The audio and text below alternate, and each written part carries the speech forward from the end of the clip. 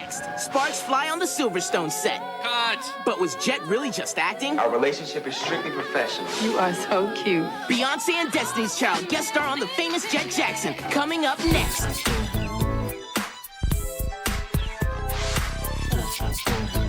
Come on, this is Famous Jett Jackson! World saving is the game. Silverstone is the name. Secret agent status. If you've seen any video on my channel, odds are you can name at least 3 things about me to be true. First, I'm a black man. It might sound obvious to some, but you'd be surprised how many people think I'm just out here faking it. Second, I like classic content, all right? My homie Tristan tells me constantly that I'm the youngest old man he's ever met, cause like, how did I know about that Will Smith lawsuit, bro? And third, I know way too much stuff about things people either didn't know, never cared to learn, or all of the above. But at times like this, I'm glad I have this platform to put y'all on the game for real. Y'all clicked on this video for Beyonce, and here I am boring y'all about myself, like golly. Got a big ego. Before Hannah Montana, The Sweet Life, That's So Raven, Lizzie McGuire, shoot, even Steve, wait, why did I write that like that? The Famous Jett Jackson was one of the first few Disney Channel original series, back when a brand new Disney Channel original series was actually a tagline that meant something because syndicated shows dominated the network schedule during that period. Oh shit. Hold up. Mommy Thomas calling me. What? What's up, my boy? Spell syndicated. Oh, baby, how you doing? You know I'm gonna come right to the chase. As far as the plot of the show goes, for the people around my age and younger who were like, what the hell is the Famous Jett Jackson? First off, shut up. Second, think Kim Possible meets Hannah Montana meets Sonny with a Chance, but if Nico was the star instead. Cause I'm black! Meet Silverstone, the ultimate action hero, top agent of a secret organization, saving the world one mission at a time. At least that's who he plays on TV. In real life, he's Jett Jackson. Being a TV star is cool, but being a regular kid is even better. So he had the show move back to his hometown, Wilston, North Carolina. Now, he can hang with his friends, which is great. And best part of all, he gets to spend a lot more time with his family. Hey, he's just trying to live his life as a normal kid, but some people still see him as the Famous Jett Jackson. Yo, why did I actually just read out the full intro? Like what? Premiering in the fall of 1998, the show made it to the full 65 episode limit Disney Channel had for shows at the time, spanning 3 seasons all the way through 2001, and even got a movie made that same year, starring the late great Lee Thompson Young, who bodies his role in the show, by the way. It kind of acts as a 2-in-1 type of show. In the real world, Jett and his friends Kayla and JB would have some sort of slice of life issue in school, on set, or at home, while the B plot would just kind of be an episode of Silverstone where he and his partners Artemis and Hawk would deal with a new villain of the week type of mission. Mad Doctor Who vibes. Yo, some of my friends are gonna kill me for that comparison, dog. Throughout the series, they had a ton of guest stars, like the one time this man Jett Jackson got down with Britney Spears. Oh, you two foxy mamas wanna boogie on down? Like, look at that suit, bro. Bro looks like he's auditioning for a Silk Sonic biopic. I'm sleep. And Britney has shooters, and I'm already attracting the beehive for this one, so I'm gonna go ahead and not joke about her. Leave Britney alone! If there are any complaints though from the Britney army, feel free to reach out on my new Twitter account @SauceTheGod. They also had an episode where this dude Usher was out here playing hacker with the joint. It's kind of funny. How's it going? Don't sneak up on me like that, right, man? The episode I want to talk about in this video though is the season 3 episode Backstage Pass, guest starring Destiny's Child, Kelly Rowland, Michelle Williams, and the Beyonce Knowles. I am not worthy. But before we get to the queens getting their due respect in this episode, I have to ask, who is responsible for the dialogue in this show, and how can I shake their hand? Pardon my distraction, but that, my young friend, is one funky fresh jam. The most proper accent I'd ever heard talking like that. Like, chill out, you ain't Slick Rick. I named him specifically for the music transition. I avoided a Black Panther Party joke for this. So we start off with the Silverstone plot, where Artemis is collecting research for Silverstone's mission. It seems an international criminal consortium has stolen some microfiche containing the nuclear codes from the former Soviet Union. That could spell trouble. What's that got to do with Destiny's Child? Our sources tell us the microfiche has already landed in the States. Well, then it's too late. But what's that got to do with Destiny's Child? Coming into the final few stops of a worldwide tour, it turns out these queens are unknowingly smuggling a microfiche that has codes for nuclear Soviet Union weaponry. The show just started, ladies and gentlemen. This, of course, leads to Silverstone having the mission of acting as a roadie for a stop of Destiny's Child's tour. Destiny's Child's tour. Say that 5 times fast. To try and find the ones responsible for the microshift being dealt with. This, in turn, opens the door for bro to get smitten with Beyonce in a way that would bring Sean Corey Carter to his knees, bro. Well, thanks for sticking up for us. You didn't have to do that. Yeah, I did. I'm glad you're with us, bro. And that, kids, is how I met your mother. So I think the whole show within a show concept was really allowed to shine here in terms of the direction. This shot of the Silverstone this shot of the Silverstone scene. Jesus. This shot of the Silverstone sheen. Fuck. This is gonna piss me off, bro. This shot of the Silverstone scene ending, zooming out and going right back to the real world, lighting it all, scratches my brain in all the right spots, and I can't stop thinking about how cool it is. But it also really shines in terms of the plot too. Normally there's a small tie-in with the Silverstone plot and the real life plot that Jett or his friends are dealing with, but here it's a lot more direct. Because they have to be all crushy-wushy on the set, it allows for Jett to start to see it beyond the act and wonder if she's actually feeling him too. And for what it's worth, Beyonce does not make it any easier for him to see how blurred these lines are, bro. She kisses him on the cheek constantly. She flirts with him one-on-one. She follows him to his class in his school, like, dog. And the way you live here in Wolfstead. I mean, you do your show and you keep it real.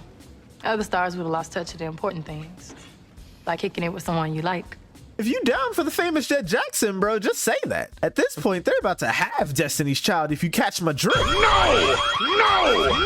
Ah, yeah, that's right. He's a high schooler at this point. Not too much on the homie Detective Barry Frost, you know what I mean? I think my point in all this is that, like, through the whole show, this man Jett Jackson is treated like a big deal and the coolest dude, and I honestly kind of get it. I imagine since he literally plays both a big action secret agent star and also a cool, relatable, caring role model of a kid, it must have been easy for audiences to latch on to him. So because of this, it's not exactly unbelievable to think that he could have had a chance with Beyonce. Of course, now the name Beyonce in of itself has become a brand, album, and lifestyle to the point where even here, them just saying the name Beyonce in regular conversation feels kind of crazy. Beyonce, trust me, you are natural. And the other thing about Beyonce is she is, oh man, she's you Beyonce and you. I was hoping to have a few words with Jett before class started.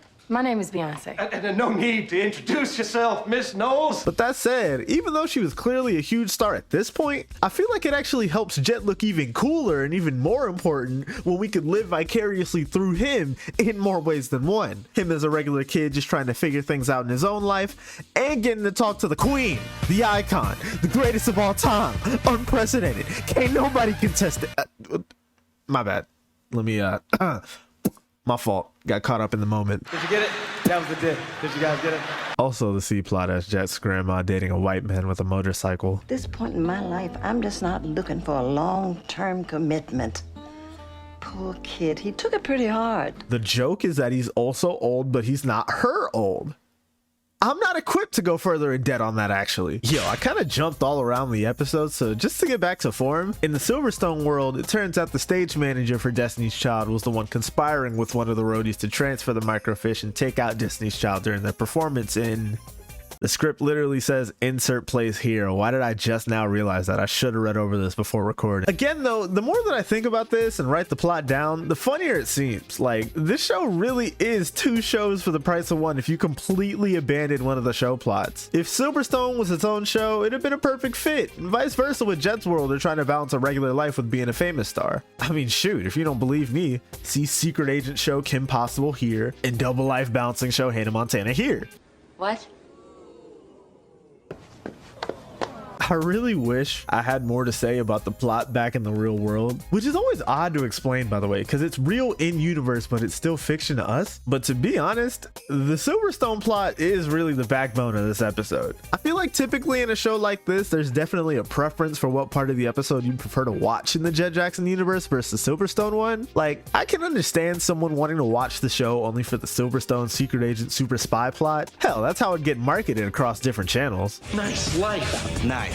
If you enjoy being tossed out of planes, nearly run over and shot at, sure I get to save the world every week, but do you think I get an allowance? But for me personally, I always ended up enjoying the real world plots in most episodes. But what makes this one interesting is that the real world plot here is kind of built from the Silverstone plot directly. Jett keeps unconvincing and reconvincing himself that Beyonce's feeling him, and that's again because of the dynamic that they had to build on set. Not to mention the Silverstone plot gets somehow even deeper on the subject, relating Beyonce's music career somehow to Silverstone's secret agent career. Through discovery of the microfiche scheme and the roadie being involved, we find out how deep down Beyonce's upset that everybody always wants something from her. She's upset that because of that, nobody ever really takes the time to get to know the real her without feeling like they have to hold something back or they have to lie to her. But you lied to me. Again. Yeah, I did. You and I, we have a lot in common. I mean, no one knows who we really are. We have everything we want in the world, but no one to share it with. So what now? You go back to your music, I go back to saving the world. End of story. End of story. And I'm sure I'm reading too deep into it. It's a kid's show, but that celebrity mentality of expecting both ingenuity and contribution, that's what drove Jett out of Hollywood. That's why he had Silverstone's production move to Wilsted, to avoid the fakeness that comes from so many in Hollywood. So by taking that step back and keeping the real her to herself, Beyonce and the Silverstone world essentially followed the same vibe that Jett did in his real life. So I think that's such a great tie-in, because if Jett had actually paid attention to what they were acting out, he'd know that it was a losing game from the start. Because the same thing that Beyonce was upset about in Silverstone is essentially the same thing Jett's going through here. All those people who only want to know you for your fame, they don't know what they're missing. Still though, it doesn't make their interaction after filming hurt any less. Well, I was wondering... Our plane leaves in an hour. I gotta head to the airport. Bye, Jett.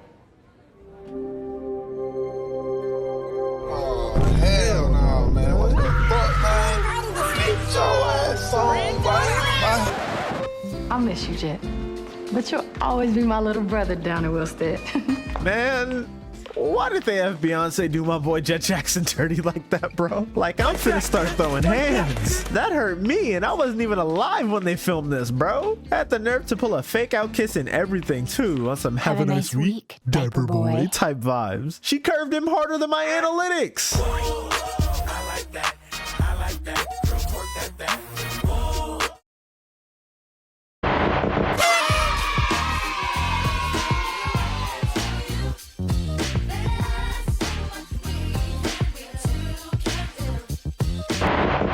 So yeah, maybe Beyonce wasn't exactly down bad for the famous Jett Jackson for real, but that didn't make this any less fun of a watch. I don't know, a couple months back when I was working on final exams for school, all stressed and junk, I put on a few episodes of the show in the background when I took breaks, and it kind of immediately became my comfort show in the wintertime.